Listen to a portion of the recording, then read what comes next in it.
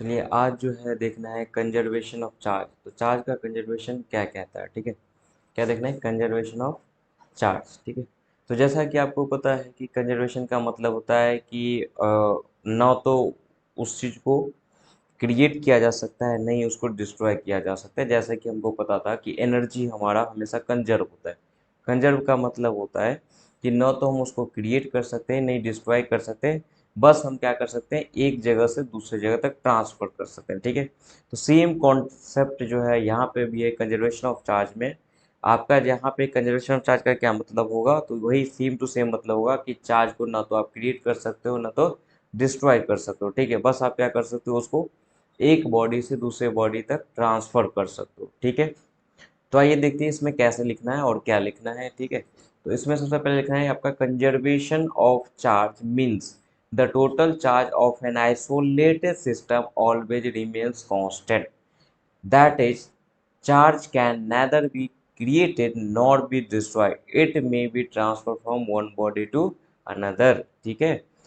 Conservation of charge का मतलब है ना, वही लिखा हुआ है वहाँ पे, conservation of charge means the total charge of isolated system. Isolated system का मतलब होता है अगर कोई भी इलेक्ट्रिकल कनेक्शन नहीं है ना, कोई भी इलेक्ट्रिकल कनेक्शन ना हो आसपास, तो उसको आइसोलेटेड सिस्टम आप बोलते हो, ठीक है, या बोल सकते हो। वो हमेशा क्या रहेगा, कांस्टेंट रहेगा, ठीक है। इसका ये मीनिंग हुआ कि चार्ज को ना तो आप क्रिएट कर सकते हो, नहीं क्या कर सकते हो, डिस्ट्रॉय कर सकते हो, ठीक है। बस आप क्या कर सकते हो, एक बॉडी से दूसरे बॉडी तक ट्रांसफर कर सकते हो, ठीक है। जैसे कि यहाँ पे देखो, हम यहाँ पे दिखा रहे हैं आपको, ठीक है, कि ये ग्लास रॉड है, हमारा ग्लास रॉड, ठीक है। और ग्लास रॉड के साथ हमारा क्या है, यहाँ पे एक सिल्क का क्लॉथ लिए हुए, और उसके बाद जो है आप उसको रब करते हो, तो रब करने के बाद क्या होगा बताओ, ठीक है। ग्लास रॉड को अगर सिल्क कपड़ा से रब करते हो तो आप लोग पढ़े हो कि ग्लास रॉड पे हमारा पॉजिटिव चार्ज आता है और सिल्क पे क्या आता है, हमारा निगेटिव चार्ज। क्यों?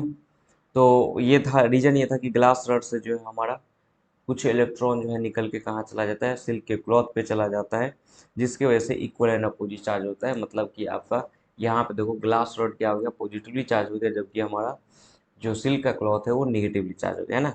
अगर हम इस साइड देखें ना, राइट हैंड साइड देखें और लेफ्ट साइड साइड देखें, तो क्या है कि नेट चार्ज जो है दोनों सिस्टम का, वो भी हमारा क्या था, नेट चार्ज जो है दोनों सिस्टम का, वहाँ पे देखो ग्लास रॉड है, आपका सिल्क का कपड़ा है, तो न्यूट्रल है। और नेट चार्ज भी देखे, अगर इन दोनों का सिस्टम भी माने नेट चार्ज देखे, तो हमारा क्या है, जीरो है।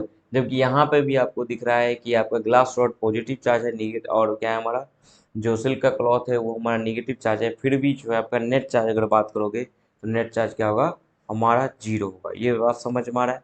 मतलब आप यहाँ पे ये चीज़ लिख सकते हो कि टोटल चार्ज जो होगा इस साइड जीरो होगा, और टोटल चार्ज इस साइड भी क्या होगा, हमारा जीरो ही होगा। तो यहाँ पे आप देख पा रहे हो कि जितना चार्ज पहले था उतना ही चार्ज अभी भी है, नेट चार्ज जीरो था, अभी भी नेट चार्ज क्या है, हमारा जीरो है। लेकिन हमारा जो बॉडी था पहले अनचार्ज था, अब ये हमारा चार्ज हो गया, ठीक है, ये हमारा क्या हो गया, चार्ज हो गया। तो यही प्रोसेस जो होता है वही हमारा कंजर्वेशन कहलाता है। अपने को लिख के कैसे आना है एग्जाम में, तो बिल्कुल ऐसे ही हेडलाइन बनाना है और हमको लिखना है, हेडलाइन क्या बनेगा, कंजर्वेशन ऑफ चार्ज। और हमको क्या लिखना है, conservation of charge means the total charge of an isolated system always remains constant, हमेशा क्या होता है, कांस्टेंट होता है, ठीक है। That is charge can nether be created nor be destroyed. इसका मतलब है क्या, अर्थात चार्ज को न तो आप क्रिएट कर सकते हो, नहीं डिस्ट्रॉय कर सकते हो, बस क्या कर सकते हो, तो यहाँ पे लिखा हुआ है it may be transferred from one body to another, ठीक है। तो आप इस तरीके से नॉर्मल फिगर बनाना, कोई दिक्कत वाली बात नहीं है। यहाँ पे थोड़ा सा हम एनिमेशन लगा दिए और वो उस तरीके से फिगर बनाएगा, आप नॉर्मल बनाना, ठीक है।